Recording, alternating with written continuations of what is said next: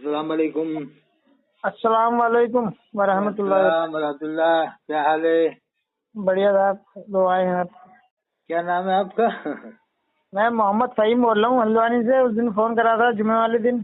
اچھا، ہلدوانی سے محمد فہیم صاحب، ہاں اللہ کرم فرمائے۔ حضرت میں نے نا ایک نمبر دیا تھا، ایک ہمارے سید صاحب ہیں۔ آپ سید شعیب صاحب کا فون آیا تھا، کل بات ہو گئی تھی۔ ہاں نمبر دیا تھا میں نے، انہوں نے۔ بڑی آدمی ہے، بہت اچھے آدمی ہیں، ان کا ساتھ دو، اور اہل بیت کے ماننے والے ہیں وہ۔ ہاں بات چل رہی تھی تو ایسی آپ کا ذکر آیا تو بولے نمبر دینا ہمیں، کیونکہ اہل بیت کو تو یہ بھی مانتے ہیں بریلوی لوگ، ہاں لیکن ماننے میں فرق ہے۔ ہاں فرق ہے۔ اہل بیت کی شان میں ایک شعر کہتا ہوں میں، دیکھو سماعت کرو آپ۔ اچھا۔ کامل ہے وہ جو ان کی محبت میں مرے دل سے۔ واہ، سبحان اللہ۔ سمجھ کیا شعر ہے؟ کامل ہے وہ جو ان کی محبت میں مرے دل سے، اور رضوی تعظیم بھی کرتا ہے تو مرے دل سے۔ ہاں بے شک۔ رضوی تعظیم بھی کرتا ہے تو مرے دل سے۔ ایسے ماننا کیا ہوا کہ تم تو رات دن تو اعلیٰ حضرت کا وظیفہ کر رہا ہو، کبھی کبھار تم اہل بیت کا ذکر کرتے، وہ بھی آٹے میں نمک دے تھا۔ ہاں وہ انہی کا ڈنکا پیٹتے ہیں بس۔ اب لوگ سمجھ گئے پوری دنیا میں، آل ورلڈ میں، کہ یہ لوگ بہت چرچا کیوں کرتے تھے، اعلیٰ حضرت کا کیا مطلب تھا، کیا مقصد تھا، سارے عالموں کا ذکر انہوں نے کیوں چھپایا۔ تو لوگ سمجھ گئے ان کی راجنیتی کہ یہ صرف یہ چاہتے ہیں کہ بھائی اعلیٰ حضرت کو منوانا اور کسی کو نہیں منوانا۔ ہاں ابھی بیچ میں یہ وہاں عرس رضوی پہ ہوا بھی تھا یہ۔ میں انشاءاللہ اپن بات کریں اس آڈیو کو اپنے چینل میں ڈلوائیں گے، تاکہ حقیقت لوگوں کو پتہ لگے کہ صاحب یہ اتنا اعلیٰ حضرت کا ذکر تو آج تک، ایسا ذکر تو خواجہ غنیٰ اجمیری رحمۃ اللہ علیہ کا بھی نہیں کیا ہندوستان کے مسلمانوں نے۔ نہ۔ ارے حضرت خواجہ غنیٰ اجمیری رحمۃ اللہ علیہ نے تو اسلام پھیلایا، ان کا بھی علماء نے اس طرح سے ذکر نہیں کیا ہے۔ ہاں دین تو ہندوستان میں اسلام تو انہیں پھیلایا، مگر ان کا بھی اس طرح سے اس ڈھنگ سے ذکر تھوڑی کیا مسلمانوں نے، ہر جلسے میں، ہر تقریب میں۔ ارے بھائی طریقہ یہ ہے کہ پہلے صحابہ کرام ہیں، خلفائے راشدین صحابہ ہیں، اور اہل بیت ہیں۔ اہل بیت کا بھی حدیث میں آیا، بہت حدیثوں میں اہل بیت کے لیے آیا ہے۔ حضور نے تو یہ فرمایا کہ دو چیزیں تمہارے درمیان میں چھوڑ رہا ہوں، ایک قرآن، ایک اہل بیت۔ ایک موقع فرمایا قرآن میری سنت، الگ الگ طرح سے حدیث پاک ہے۔ تو آل ورلڈ میں سے آپ پوری دنیا میں چیلنج کر رہا ہوں رضوی لوگوں کو، اگر رضوی پوری دنیا کا رضوی پوری آل ورلڈ میں، امریکہ سے لے کر افریقہ، انگلینڈ سے لے کر کنیا کماری تک، اگر کسی بھی رضوی نے حضرت امام زین العابدین علیہ السلام سے لے کر حضرت امام حسن عسکری تک کے نام کا ایک جلسہ بھی آل ورلڈ میں کہیں ایسا کرایا ہو جس میں 10,000 آدمی جمع ہو، تو لائے مجھے ثبوت دکھائے کس جگہ جلسہ کیا جس میں 10,000 آدمی جمع تھا۔ نہ۔ اگر 100-200 آدمی جمع کر لیے تو وہ کوئی جلسہ نہیں مانا جائے گا، ان کی شان نہ کوئی بھی جلسہ نہیں ہے، اہل بیت کی کوئی جلسہ نہیں ہوا نا۔ اور ہم بتا دیں گے ان کے اعلیٰ حضرت کے نام کے لاکھوں جلسے ہو چکے ہیں، لاکھوں تو ہو چکے ہیں، اور اظہری میاں کے نام کے ہزاروں ہو چکے، مفتی اعظم ہند کے نام کے ہزاروں ہو چکے۔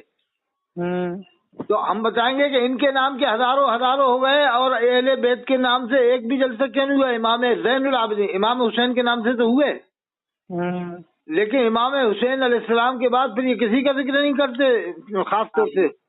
نہیں کرتے ہیں، یعنی وہ امام حسین علیہ السلام کا بھی اسی ذکر کرتے ہیں کہ اس میں پیسہ آتا ہے محرم کے دنوں میں، تقریروں میں۔ مگر حضرت میری سمجھ میں نا ایک بات نہیں آتی، ہاں یہ جیسے بریلی والے دیوبند والوں کو کہتے ہیں یہ نبی کو نہیں مانتے، ہاں تو ایسا کیوں کہتے ہیں؟ یہ مانتے تو ہیں، وہ مانتے ہیں نا۔ ہاں اس میں کیا شک ہے؟ ہاں تو کیا شک؟ جو اللہ کے رسول کو نہ مانے تو وہ تو مسلمان ہی نہیں ہے پھر۔ اس میں کوئی شک کی بات ہی نہیں۔ جو اللہ کے رسول کو آخری نبی نہ مانے وہ مسلمان نہیں ہے، جو اللہ کے رسول کو حیات النبی نہ مانے وہ بھی مسلمان نہیں، وہ بھی مسلمان نہیں۔ اور جو اہل بیت کو نہ مانے اور جو صحابہ کرام کی عظمت کو نہ مانے، ارے یہ تو سبھی کچھ تو مانتے ہیں یہ جو قرآن کو نہ مانے ہیں، یہ جو قرآن کو نہ مانے، قرآن کو، وہ تو پھر کہاں سے مسلمان ہو جائے گا؟ بس فرق اتنا ہے دیوبند اور بریلی کے درمیان کہ کچھ کھینچا تانی کا دور ایسا آ گیا ہے کہ دیوبند والے سادہ انداز میں تقریر کرتے ہیں سیرت رسول کے اوپر، اور اچھی طرح سے سیرت بیان کرتے ہیں، بریلی والے دھوم دھڑاکے سے اور خالی وہ رٹی رٹائی تقریریں عظمت رسول بیان کرتے ہیں، مگر عظمت رسول بھی ڈھنگ سے بیان نہیں کرتے، اس میں بھی بیچ بیچ میں وہابی دیوبندی کرنے لگ جاتے ہیں۔ ہاں، وہ چاٹ مسالہ لگاتے ہیں بس خالی۔ چلو عظمت رسول ہی بیان کرو تو ڈھنگ سے تو بیان کرو۔ ہاں، عظمت رسول کے لیے قرآن کم ہے کیا؟ قرآن ہے، حدیث ہے، بہت ساری روایات ہیں، وہ بیان کرو نا، عظمت رسول اس طرح سے بیان کرو۔ ہاں، اب جیسے آپ کی ایک ویڈیو دیکھی نا، آپ نے بہت زور دیا اس پہ، کون سے؟ کہ ہر مسجد میں قرآن اور اس کے بعد ترجمہ اس کا سنائے ہر امام۔ ہاں، میں نے تو یہ بھی کہا کہ جو جس عالم کو مانتا ہو اسی عالم کا ترجمہ سنائے۔ ہاں، دیوبند والے کو مانتا ہے تو ان کا سنائے، تھانوی صاحب کا سنائے، اور اگر بریلی والوں کو مانتا ہے تو اعلیٰ حضرت کا ترجمہ سنائے، مگر خالی بس ترجمہ سنائے اور کچھ آگے پیچھے اپنی طرف سے نہ ملائے اس میں۔ ہاں، یہ کیا کرتے ہیں بریلی والے کہ جہاں قرآن کی ایسی آیتیں آتی ہیں جو اللہ کی وحدانیت سے متعلق ہوتی ہیں، تو پھر وہیں پر یہ ٹھوٹ ٹھاس کرنے لگتے ہیں، پبلک کو گھمانے لگتے ہیں، ارے نہیں بھائی اس کا مطلب یہ نہیں، وہ مطلب ہے۔ تو اگر پبلک یہ کہہ دے بس آپ تو اعلیٰ کا ترجمہ سنا دو، جو قرآن میں ہے اتنا سنا دو، آپ اپنی طرف سے کوئی لفظ مت بولنا، تو امام تیار نہیں ہوگا، ہندوستان کا کوئی بھی امام تیار نہیں ہوگا شاید، کہ اگر نہیں صاحب آپ لوگ نہیں سمجھ پاؤ گے، ہم لوگ جو ترجمہ سنائیں گے وہ تو صحیح ہے، اعلیٰ حضرت کا ترجمہ صحیح ہے، لیکن اس میں ہمیں کچھ الگ سے بتانا پڑے گا صاحب آپ کو۔ اچھا، اگر نہیں پبلک نہیں، جو ترجمہ ہے اعلیٰ ہم ماننے کو تیار ہے، آپ سناؤ وہی، تو امام سے کہہ دے کہ 2 رکوع روزانہ سنا، جو ترجمہ کیا اتنا، اس سے آپ آگے اپنی طرف سے مت ملانا، تو امام منع کر دے، نہیں صاحب آپ لوگ گمراہ ہو جاؤ گے، آپ کیسے سمجھ پاؤ گے قرآن؟ ارے بھائی اس میں گمراہ کیسے ہو جائیں گے؟ ہاں، جو ہے جو لکھا ہے وہ پڑھا بتاؤ۔ تو یہ کیا ہے، وہ سوچتے ہیں نا کہ یار یہ اگر ترجمہ سن لیں گے تو ان کی آنکھیں کھل جائیں گی، اور پھر یہ دیوبندی نہ بن جائے، کہیں ندوی نہ بن جائے، کہیں کچھ اور نہ بن جائے، اس میں بھی ڈرتے ہیں لوگ۔ ہاں، اس سے زیادہ ڈرتے ہیں، نہیں آزاد کا ترجمہ بھی نہیں سنا پائیں گے۔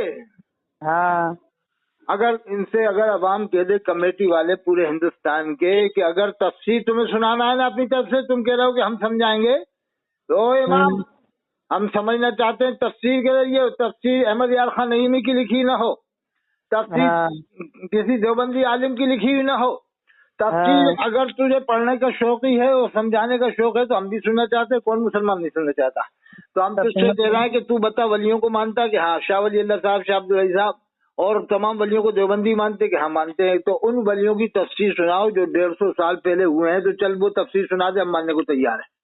ارے نہیں صاحب ان کی تفسیریں ہم نہیں سنا سکتے، کیوں بھائی؟ اس کا مطلب سبھی اولیاء اللہ تمہاری نزدیک صحیح نہیں ہے، جتنے بھی ولی ہیں بڑے بڑے، کیا وہ اتنے بڑے ولی ہیں، کیا وہ عالم نہیں تھے؟ نہیں ان کی تفسیروں میں غلطیاں نکالتے ہیں نا، یہ بتاتے ہیں، یہ بتانا چاہتے ہیں کہ نہیں انہوں نے بھی صحیح نہیں کی، اعلیٰ حضرت نے صحیح کرا، مطلب یہ کہ پبلک کو انہوں نے اپنے حساب سے گھمایا نا، ان عالموں نے تھوڑی گھمایا اپنے حساب سے۔ اس لیے یہ چاہتے ہیں کہ کسی کی بھی تفسیر نہ پڑھی جائے احمد یار خان نعیمی کے علاوہ۔ تفسیر نعیمی جو ہے اس میں بہت سی من گھڑت باتیں ہیں، اس میں جانے کیا کیا لکھ رکھا انہوں نے۔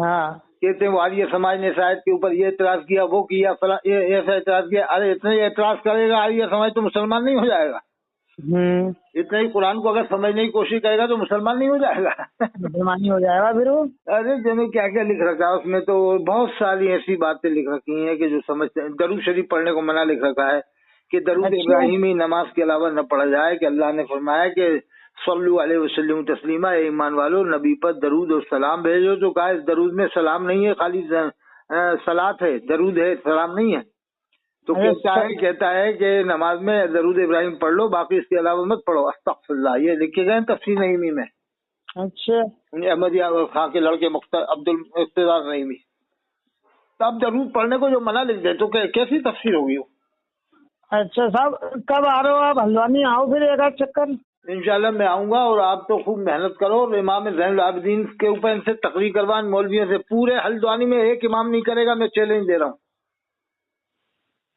ابھی آج منگل ہے، بدھ جمعرات جمعہ 3 دن بیچ میں ہے. ان سے کہنا حضرت ایک فون آیا تھا تھر حسین قادری کا MP سے، وہ کہہ رہے ہیں کہ پورے ہلدوانی میں ایک امام زین العابدین پہ تقریر نہیں کر پائے گا آدھے گھنٹے تک. نہیں یہ ہمارے ہے نا یہ دیوبند والے یہ تو کرتے ہیں. یہ تو کر دیں گے لیکن ان سے کم مفصل تقریر کرو، کم سے کم آدھے گھنٹے تک ان کی فضیلت کو بتاؤ. کیا اچھا دیوبند والے عالم تقریر کر دیتے ہیں امام زین العابدین پہ؟ ہاں. ارے تو یہ بہت بڑی بات ہے. یہ مولانا مقیم ہے نا قاسمی ہے، مولانا مقیم قاسمی، وہ بتاتے ہیں امام زین العابدین علیہ السلام کے بارے میں. ہاں. ارے دیوبند والے تو علیہ السلام بھی بول دیتے ہیں امام حسین کو، یہ مردود نہیں بولتے. ہاں یہ نہیں بولتے. بریلوی منع کرتا ہے کہ ہم نہیں بولیں گے، جبکہ بڑے پیر صاحب نے غنیت طالبین میں علیہ السلام لکھا ہے جگہ جگہ امام حسین کو، حضرت علی کو. آپ غنیت طالبین منگوا لینا، اس میں دیکھنا آپ. اور امام بخاری نے بخاری شریف میں علیہ السلام لکھا ہے سیدہ فاطمہ زہرا کو، امام حسین کو. اگر بریلوی سے آپ چیلنج کر دو کہ آپ امام زین العابدین کے اوپر آدھا گھنٹہ تقریر کروا دو 200 مسجدوں میں سے صرف 10 مسجدوں میں، تو میں چیلنج دے رہا ہوں نہیں کر پائے گا. 200 میں سے 10 مسجدوں میں بھی نہیں کر پائے گا. حضرت علی کی شان میں نہیں ہو پاتی ان سے. ہاں وہ حضرت علی کی صحیح طرح سے شان تھوڑی بیان کریں گے، بس یہ کہیں گے کہ ان کا عالم یہ ہے تو ان کا عالم کیا ہوگا، بس یہ کرنا جانتے ہیں. ان کا عالم یہ ہے تو ان کا عالم کیا ہوگا. ہاں یہ کرتے ہیں بس. ان سے شان بیان ہوتی ہے جو صرف اعلیٰ حضرت کی ہوتی ہے، باقی کسی کی نہیں ہوتی. ان سے ان کی تو کتنی بھی کروا لو، ان کے اوپر تو پوری رات تقریر کر دے گا بریلوی. سورین کی طاقت لگا کے تقریر کر دے گا پوری. ہاں. اور اس سے کہہ دیں امام زین العابدین کے اوپر تقریر کر دے، امام باقر پہ کر دے، امام جعفر پہ، تو نہیں کرے گا. نہیں کرتے ہیں. بلکہ اگر کسی امام سے کہہ بھی دو آپ جو غالب عالم بھی ہو ان کے یہاں سے فارغ ہو کہ صاحب آج آدھا گھنٹے امام زین العابدین تقریر کر دیں، امام جعفر پہ، امام باقر یا امام حسن عسکری تک کسی بھی امام پہ آپ کر دیں تو نہیں کر پائے گا، اسے علم ہی نہیں. ابھی وہ ایسے یہ مولانا سلمان اظہری، ارے وہ بھی کیا کر پاتے تقریب، وہ تو بس لچھے کچھے بس جمانا. تقریر کا انداز نہیں ہے ان کے پاس، انداز میں تقریر نہیں ہے ان کے پاس. نہ وہ بس خالی اپنے ہی ان کا اپنا ہی معاملہ زیادہ رہتا. وہ جو انہوں نے چیلنج قبول کر لیے تھا نا، اس سے فیمس ہو گئے. وہ اس سے وہ اچھی کمالی، خوب کمالی، اچھا کمالی. انہوں نے اربوں کمال کتنے ارب روپیہ کم کر لیا، کیا کر لیا اللہ جانے. کر لیا پیسہ بہت اکٹھا کر لیا تھا. دیکھو اگر دین کا درد ہوتا نا تو ہر جلسے کا ایک نذرانہ 100 میں سے تو کم سے کم 10 نذرانے اماموں کو دے کے جاتے. وہ ہاں جہاں جا کے امام بلوا رہے تھے وہاں کے اماموں کو دے جاتے کہ بھائی آج کا میرا نذرانہ اماموں کو دے دیا جائے. ہاں اماموں کو دے دو یا مسجد میں کو کہہ رہا دے ہوں دو. کہ اگر 30,000 سے نذرانہ ملتا اور پبلک میں کہتا یہ میرا ایک نذرانہ آج کا یہ آپ کے کاشی پور کے امام کو ہے، رام نگر کے امام کو ہے، تو میں کہہ رہا ہوں وہ 30,000 ہی نہیں دیتے یا مسجدوں کو دے دیتے. نہیں ارے وہ 30,000 ہی نہیں دیتے. اگر جلسے میں کہتا یہ 30,000 میں اپنے امام صاحب کو، کاشی پور کے رام نگر کے امام کو دے رہا ہوں، ایک کو یا 3 کو دے رہا ہوں 10,000، تو وہ 30,000 ہی نہیں دیتے. پبلک میں سے جانے کتنے کھڑے ہو کے کہتے صاحب 50,000 میں دوں گا، کوئی کہتا 20,000 میں دوں گا. ایسا جوش آ جاتا. ہاں ایسا جوش آیا تھا. کوئی کہتا میں موٹر سائیکل دوں گا. ارے میں کہہ رہا ہوں امام مالا مال ہو جاتے ہیں. جبکہ آپ جانتے ہو آج اماموں کی تنخواہ 12,000 15,000 ہے، بیچارے کیا کریں گے اس میں. اور حضرت یہ بریلی والوں میں پھر بھی صحیح ہے، دیوبند والوں میں بہت کم ہے. دیوبند والے تو بیچارے روکھی سوکھی روٹیاں کھا کے بیچارے زندگی گزار رہے ہیں، دال کھا کے، بیگن کھا کے، آلو کھا کے، کدو کھا کے، ٹماٹر کھا کے. اور یہ کھاتے مرغے بکرے، انہیں تو فاتحہ میں مل جاتا ہے بکرے کی بریانی، مرغے کی بریانی. اصل میں دیوبند والوں کی اوپر کی کمائی نہیں ہوتی. ارے بیچاروں کو کیا ملتا ہے، وہی اپنے سادگی سے پڑے رہتے ہیں بیچارے. لیکن دیوبند والوں کو چاہیے کہ تنخواہیں نہ دے رہے، تنخواہیں بڑھائیں، 50,000 کرے ایک ایک عالم کی تنخواہ، امام کی کم سے کم 30,000 تو کریں ہی کرے. 30,000 میں ہی گزارا ہو پائے گا آج کے زمانے میں. ہاں کیونکہ ہم عام آدمی کا گھر کا خرچہ بھی 10-15 ہزار روپے اٹھتا. ارے صاحب میں تو گھر میں کھاتا ہوں پیتا ہوں، ہمارے یہاں زمین بھی الحمدللہ 24 بیگھہ ایسی کچھ زمین ہے گھر کی، اور کھیتی باڑی ہے گھر کے اندر، مکان بھی کرائے پہ، ماں کو پینشن ملتی ہے، اور میں یہیں کا کھاتا ہوں گھر کا. اس کے باوجود میں جب پیسے لاتا ہوں کہیں سے آتا ہوں مریدوں میں سے 25-30 ہزار نذرانہ، تو وہ 2-4 مہینے میں ہی ختم ہو جاتا ہے گھر کا کھانے کے باوجود. ہاں یعنی ختم ایسے، کبھی گوشت لیا ہے، کبھی کچھ لیا ہے، کبھی کچھ لیا ہے، تو اتنے میں ہی، یعنی گھر کا کھا رہا ہے پی رہا ہے، اس کے باوجود اتنا ختم ہوتا ہے میرا. یعنی یہ سمجھ لو کہ میرے ہی 10-12 ہزار تو میرے نہ فیملی ہے نہ میرے بچے ہیں، اس کے باوجود میرا 10-12 ہزار ویسے ہی خرچہ ہو جاتا مہینے میں. اچھا. यानी कभी गोश्त ला के दे दिया, कभी कुछ ला के दे दिया, तो इसमें छुटपुट में 10-12, तो अब बेचारे 10-12 हजार में मेरा तो घर का मामला है, घर में मेरे नाच पानी सब कुछ है, घर है, कोई मुझे किराया नहीं देना, कुछ नहीं देना, उसके बावजूद मेरा इतना ऊपरी खर्चा हो जाता है 10-12 हजार कम बेश। हाँ साहब, बड़ी मशक्कत उठाते हैं देवबंद वाले। जिस इमाम के बेचारे घर ना हो, जिस इमाम की खेती ना हो बेचारे, जिस इमाम के जो है कि कोई कारोबार ना हो, जिस इमाम का मकान किराए पे ना हो, यानी किराए पे मकान ना दे रखे, उसने अपना इतना बड़ा मकान ना हो, तो उसका 10-12 हजार में क्या होगा साहब? वो तो अल्लाह ने इनकी जबानों पे ताले लगा दिए हैं इमामों की। जैसे छिपकली की जबान को अल्लाह ने बंद कर रखा है ना, छिपकली काट ले तो सांप से कम थोड़ी है, लेकिन अल्लाह ने उसका मुंह बंद कर रखा है। अगर अपने पीठ के नीचे दब भी जाएगी, जब भी नहीं काट पाएगी छिपकली, जब भी नहीं काटती है। तो इसी बेचारे के इमामों के जबानों पे अल्लाह ने ताले लगा दिए, सब्र का ताला लगा दिया है कि ये अंदर ही अंदर घुटते हैं मगर बोलते नहीं है, और पब्लिक समझती है कि इन्हें कोई परेशानी बहुत कुछ है, लेकिन अल्लाह ने उनको सब्र करने की तौफीक दी, सब्र का ताला लगा दिया है इमामों के अल्लाह ने।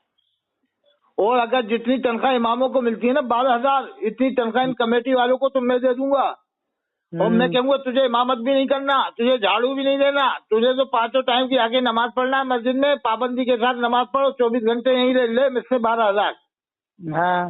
तू तो पढ़ा भी मत, नमाज भी मत पढ़ा, खाली नमाज पढ़ और मस्जिद में 5 टाइम, और यहीं रहे, घर छोड़ के जा, इंदौर जाके रहे, उज्जैन जाके रहे, 12 हजार मैं दूंगा, बगैर इमामत के तुझे दूंगा। तो तैयार नहीं होगा पब्लिक का आदमी, ना नहीं होगा।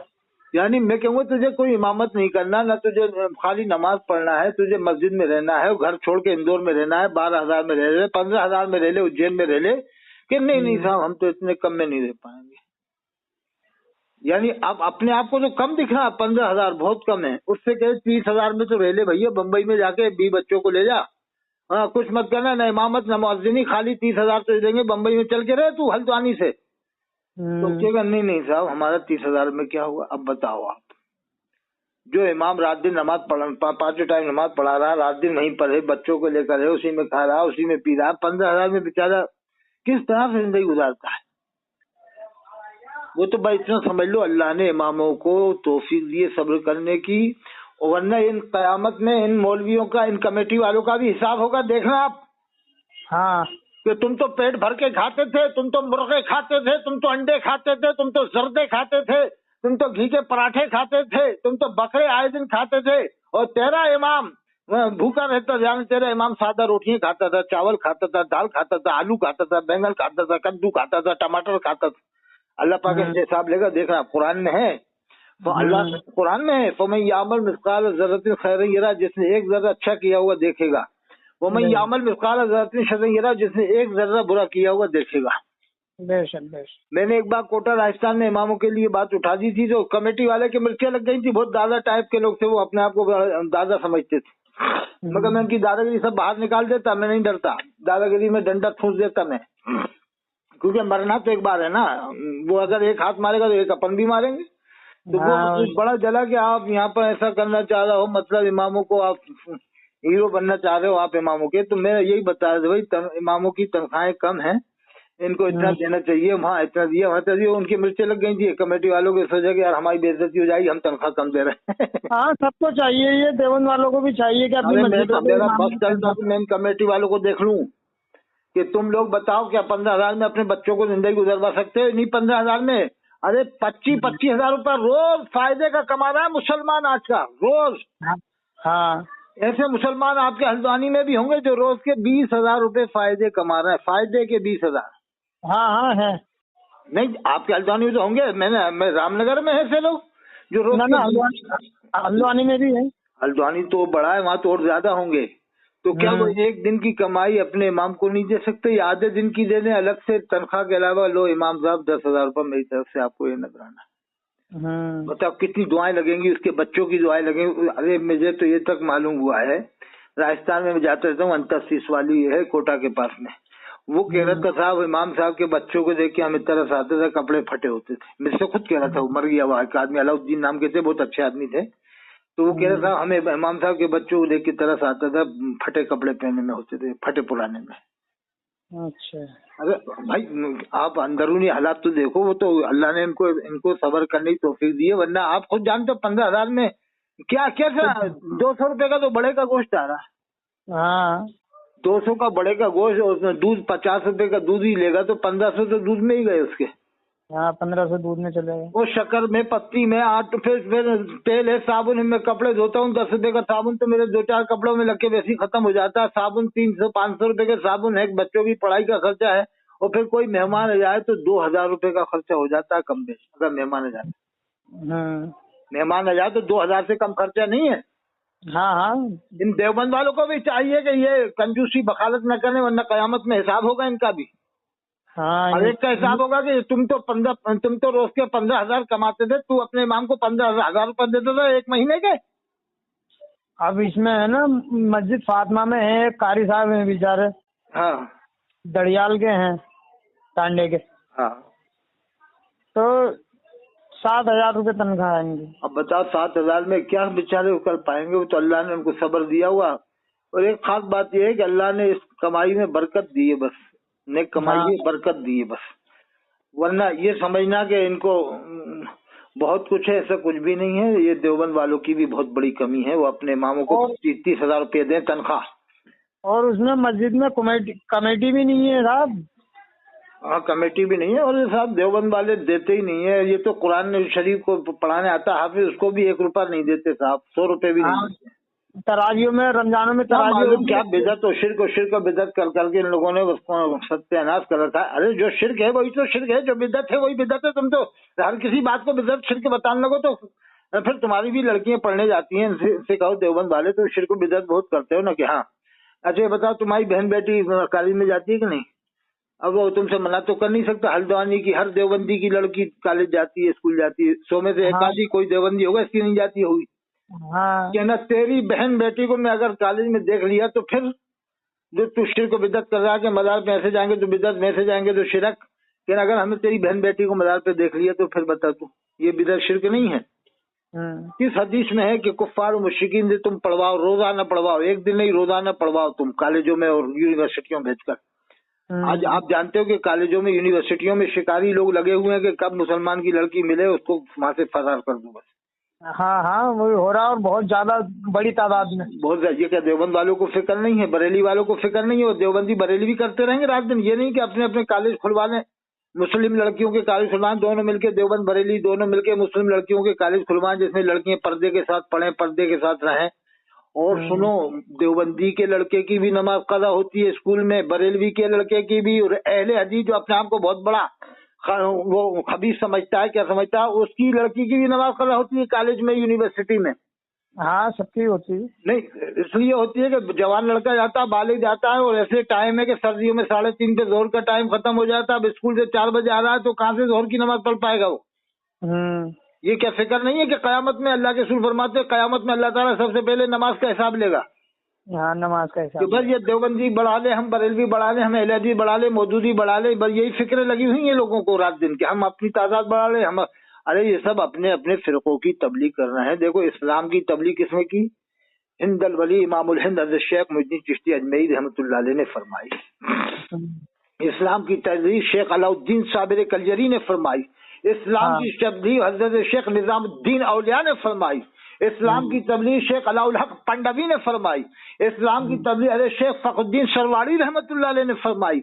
आज क्या है की तबलीग हो रही है कि मेरा फिरका बढ़ जाए, मेरा फिरका बढ़ जाए। ये अब इस्लाम की तबलीग नहीं है। इलियास काजी अपना फिरका बढ़ा रहा है दावत इस्लामी का, मेरा फिरका बढ़ जाए दावत इस्लामी का हर जगह। टीवी में बैठा हुआ है, कभी रो रहा है, कभी कुछ हंस रहा है, कभी रो रहा है, बनावटी रोने रो रहा है। एक बुजुर्ग फरमाते रोना 9 तरह का होता है, एक 8 तरह से मक्कारी का होता है, और एक सिर्फ अल्लाह के डर से होता है जो तन्हाई में रोया जाता है। वो टीवियों में बना बना के रोता है पब्लिक को, ज़कातें ले रहा है, सदक़े ले रहा है, खैरात ले रहा है।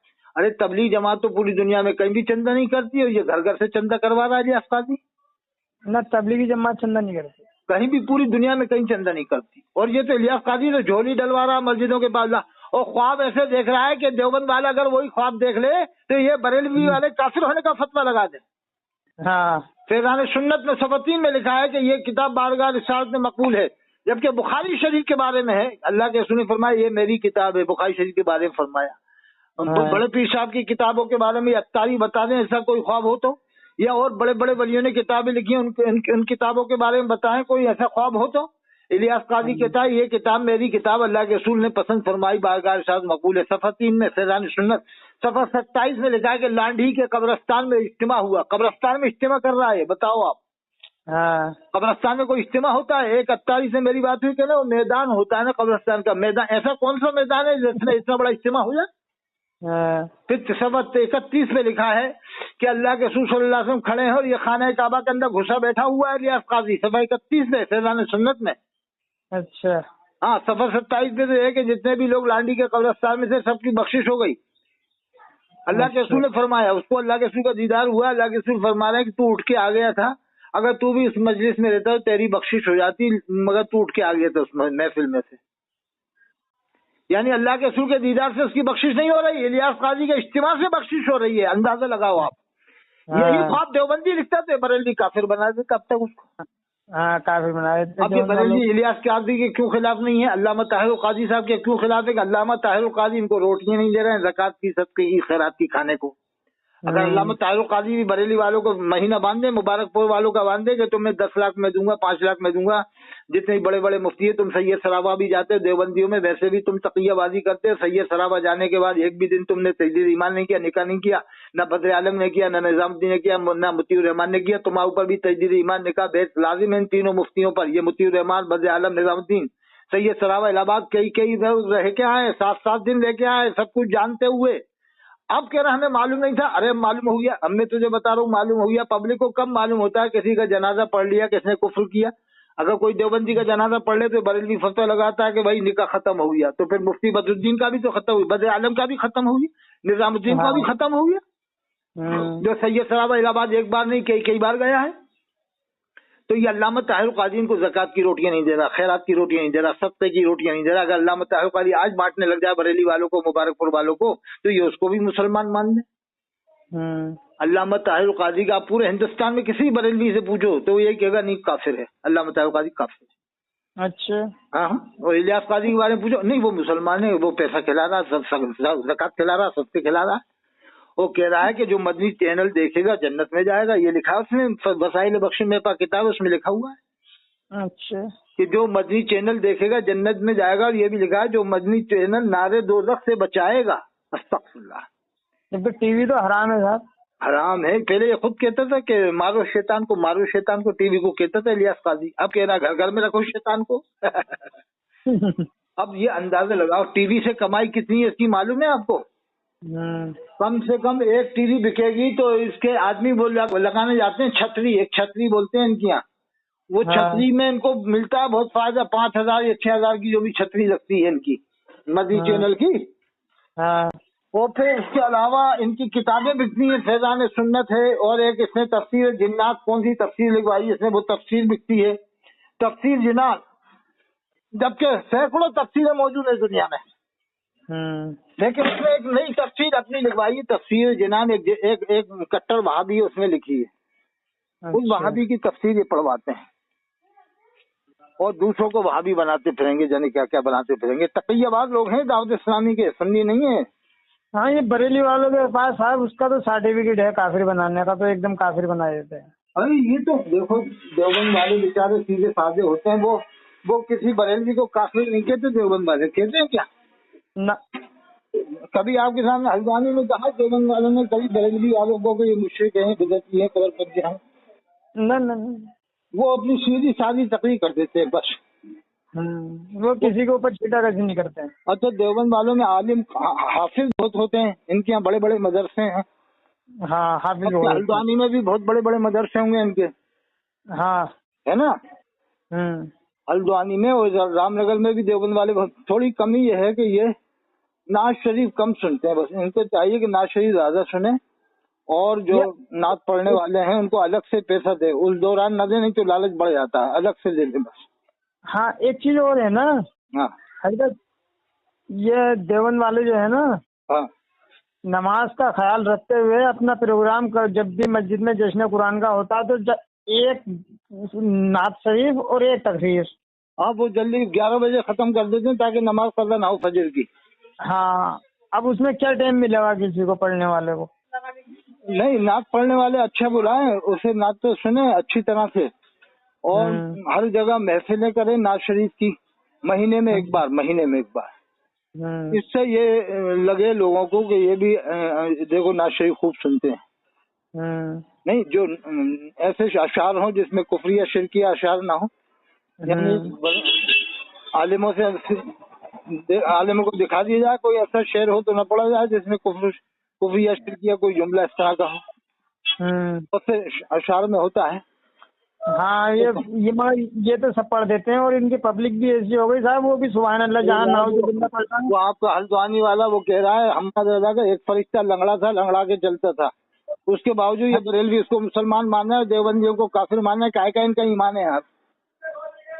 وہ کہہ رہا حماد رضا کہہ رہا سارے سید قیامت میں اعلیٰ حضرت کو ڈھونڈیں گے.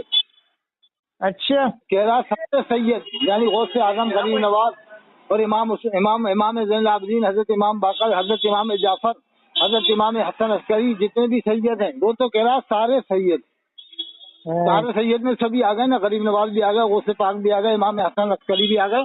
کہہ رہا سارے سید قیامت میں اعلیٰ حضرت کو ڈھونڈیں گے. سب ہو گیا، سب آ گئے اس میں. تو اب انداز لگا یہ ایسے جملے کیا دیوبندی کہتے ہیں کیا جیسے یہ کہہ رہے ہیں؟ نہ کبھی دیوبندی، اچھا کبھی دیوبند والوں نے کبھی آپ نے تھانوی صاحب کی تعریف سنی؟ نہ کبھی نہیں کرتے وہ، نہ نانوی صاحب کی کرتے، نہ تھانوی صاحب، نہ حضور کہتے وہ اپنے عالموں کو. نہیں کہتے ہیں وہ اپنے عالموں کو حضور بھی نہیں کہتے، نہ تھانوی صاحب کو حضور کہتے ہیں، نہ نانوی صاحب کو. وہ خالی حضرت کہتے ہیں، سب کو حضرت کہتے ہیں بس. ہاں یہ تو بریلی والوں کو حضور کہتے ہیں، حضور بھی کہتے ہیں اور اعلیٰ حضرت بھی کہتے ہیں. حضور اعلیٰ حضرت. ایک کوٹا کا امام تھا لاڑ پورا میں، وہ کہہ رہا تھا حضور اعلیٰ حضرت فاضل بریلوی رضی اللہ عنہ کو کیا جانتے ہو تم، بچوں سے کہہ رہا. لیکن اللہ کے رسول کو نہیں کہہ رہا کہ اعلیٰ حضرت حضور صلی اللہ علیہ وسلم کو کے بارے میں کیا معلومات ہے تمہیں، ایسا نہیں کہہ رہا کوٹا لاڑ پورا کا امام. یہ کہہ رہا حضور اعلیٰ حضرت رضی اللہ عنہ کے بارے میں کیا جانتے ہو. لیکن کبھی بریلوی یہ نہیں کہتا اعلیٰ حضرت حضور صلی اللہ علیہ وسلم. کبھی کہتا بریلوی؟ نہیں کہتا. یہ تو ضرور کہتا حضور اعلیٰ حضرت رضی اللہ عنہ. یہ کبھی نہیں کہتا اعلیٰ حضرت حضور صلی اللہ علیہ وسلم. یعنی جو لفظ اللہ کے رسول کے لیے بولا جاتا تھا وہ بھی ان کے اوپر بولنے لگ گئے بریلی والوں کے لیے. ہاں انہیں کے لیے بول رہے. اعلیٰ حضرت کسی کو نہیں بولیں گے، کسی بھی صحابہ کرام کو نہیں بولتے، کسی اہل بیت کو نہیں بولتے، امام ابو حنیفہ کو نہیں بولتے ہیں. ارے میں کہہ رہا ہوں حضرت امام حسن عسکری علیہ السلام کا اتنا بڑا مرتبہ ہے کہ 1,00,000 اعلیٰ حضرت ایک طرف اور اکیلے امام حسن عسکری علیہ السلام ایک طرف. ہاں بے شک. میں ان کا نہیں کہہ رہا امام حسین علیہ السلام کا، امام حسن عسکری اور امام حسن علیہ السلام وہ الگ ہیں، یہ امام حسن عسکری الگ ہیں. ہاں یہ الگ ہے. یہ اتنے بڑے ہیں کہ 1,00,000 اعلیٰ حضرت ایک طرف اور اکیلے امام حسن عسکری ایک طرف. کیا مقابلہ کر پائیں گے امام حسن عسکری کا ساتھ؟ پھر ان سے سب بڑے بڑے ہیں، اوپر والے ہیں. امام تقی ہیں، امام نقی ہیں، امام علی رضا ہیں، امام موسی کاظم ہے، امام جعفر ہے، امام باقر ہے، امام زین العابدین، سب ان سے اوپر ہیں، پھر ان سے بڑے بڑے ہیں سب. ارے یہ لوگوں نے مرتبہ نہیں بتایا. پبلک بھی اتنی بھولی بھالی ہو گئی کہ ان کے گریبان پکڑ کے اماموں سے نہیں کہہ رہے کہ امام صاحب آج کی تقریر امام زین العابدین پہ ہو جائے ورنہ ہم تمہیں اٹھا کے پٹک دیں گے. اگر پبلک ہم اٹھا کے پٹک دیں گے، رات دن تم نے اعلیٰ حضرت کی تقریر کی ہے نا، آج کی جمعہ تقریر تم امام حسین کے بیٹے امام زین العابدین کے بارے میں بتا دینا آدھے گھنٹے تک، تو تمہیں ہم اٹھا کے پٹک دیں گے. جس دن پبلک یہ کہنے لگے گی نا اس دن امام چوک جائیں گے، پھر پڑھا کریں گے امام زین العابدین کے بارے میں معلومات حاصل کریں گے. کیا خیال ہے؟ انشاءاللہ پھر بات کر لیں گے، میں ڈلوا دوں گا چینل پہ. ٹھیک ہے؟